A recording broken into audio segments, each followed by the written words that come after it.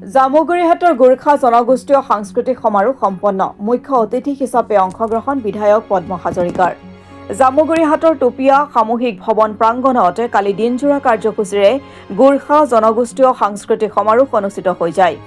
বৃহত্তৰ নদুৱাৰ গোৰ্খা সমাজৰ তত্বাৱধানত আৰু অসমী মহিলা মঞ্চৰ নদুৱাৰৰ উদ্যোগত অনুষ্ঠিত গোৰ্খা জনগোষ্ঠীয় সাংস্কৃতিক সমাৰোহত গোৰ্খা জনগোষ্ঠীৰ প্ৰায় ৫,০০০ৰো অধিক পুৰুষ মহিলা যুৱক যুৱতীৰ সমাগম ঘটা পৰিলক্ষিত হয়। সমগ্ৰ নদুৱাৰ সমষ্টি ভিত্তিত আয়োজিত এই সাংস্কৃতিক সমাৰোহত গোৰ্খা জনগোষ্ঠীৰ লোকসকলৰ দেউচী ভৈলী আৰু সংগীনী নৃত্যৰ প্ৰতিযোগিতাসমূহ অনুষ্ঠিত হয়। প্ৰতিযোগিতাৰ বিজেতা দলসমূহৰ মাজত নগদ ধনৰ লগতে আকৰ্ষণীয় বঁটাও বিতৰণ কৰা হয়।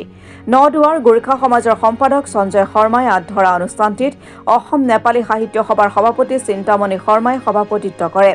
বৃহৎ সাংস্কৃতিক অনুষ্ঠানটিৰ মুখ্য অতিথি হিচাপে অংশগ্ৰহণ কৰে নদুৱাৰ সমষ্টিৰ বিধায়ক পদ্ম হাজৰিকাই।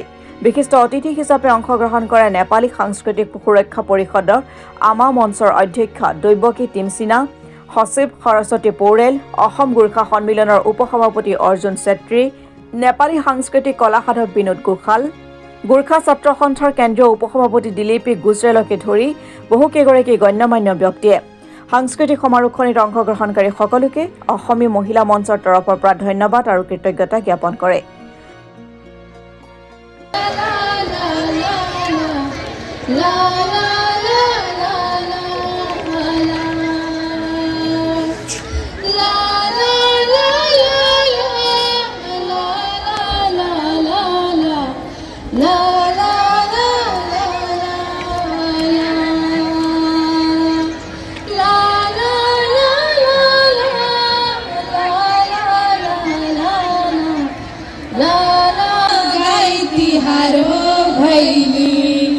लक्ष्मी माता को सारा सबको दुख हराना आसी को दीना गायत्री हारो भैली आसी को दीना गायत्री हारो भैली बलनी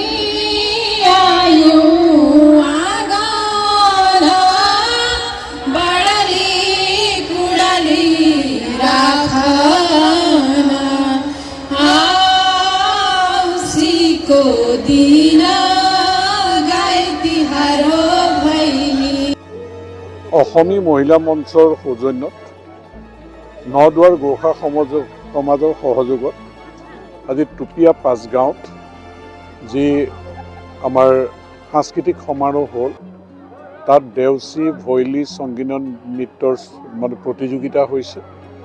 প্ৰথমতে 8টা জেগাত এই প্ৰতিযোগিতা হৈ তাৰ ফাৰ্ষ্ট, ছেকেণ্ড, থাৰ্ড ইয়াত অংশগ্ৰহণ কৰিছে।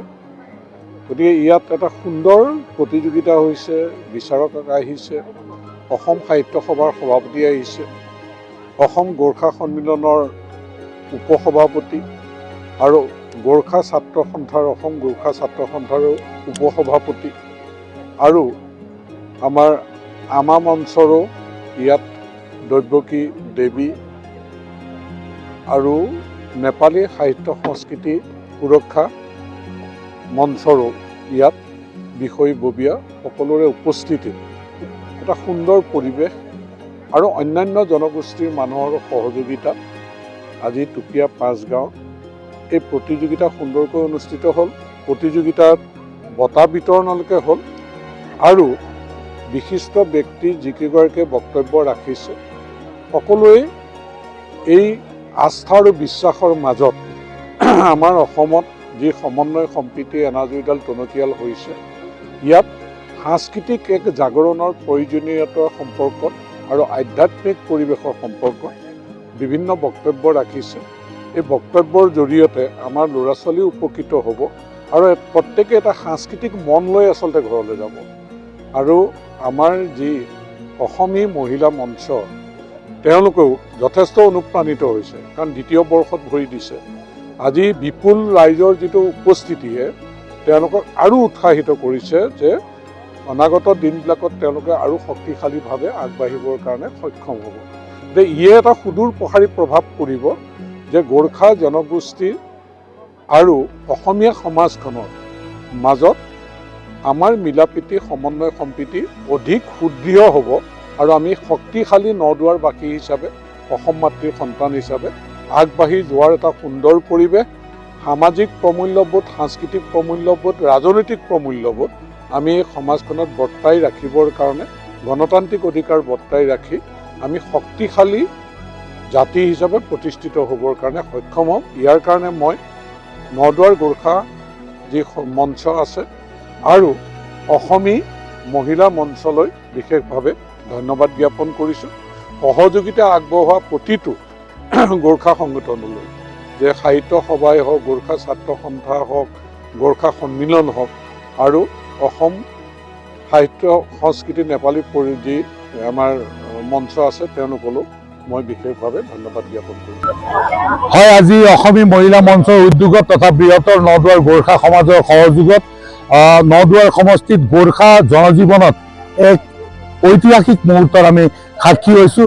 কাৰণ নদুৱাৰ সমষ্টিৰ 8টা আঞ্চলিক সমিতি, 8টা গোৰ্খা অধ্যুষিত এলেকাত আমি 8টাকৈ মহিলা সমিতি গঠন কৰি বৃহত্তৰ নদুৱাৰ গোৰ্খা সমাজৰ যি ভগ্নী সংগঠন অসমী মহিলা মঞ্চৰ উদ্যোগত আমি আজি ইয়াত আচলতে গ্ৰেণ্ড ফিনালে আয়োজন কৰিছিলোঁ।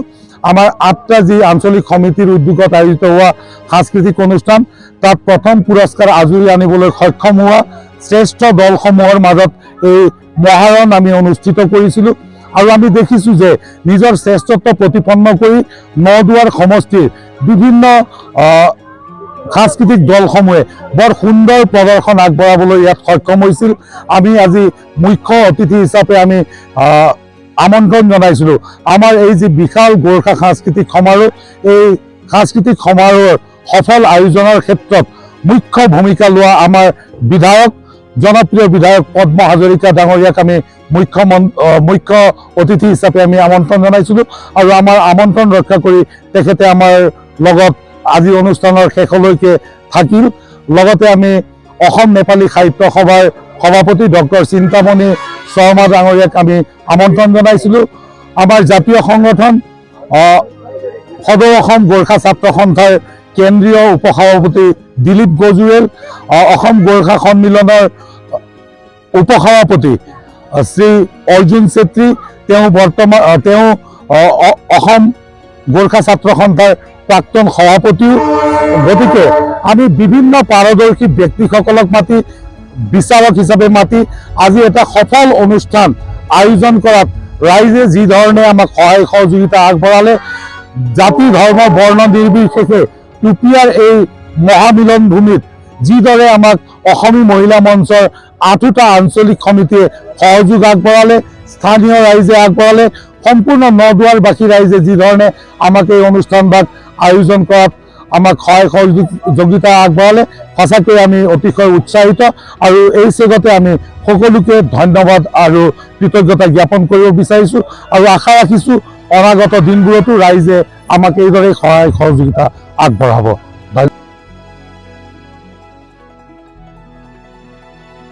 জামুগুৰিহাটৰ পৰা প্ৰেম তিৱাৰীৰ ৰিপৰ্ট, অসম টুডে।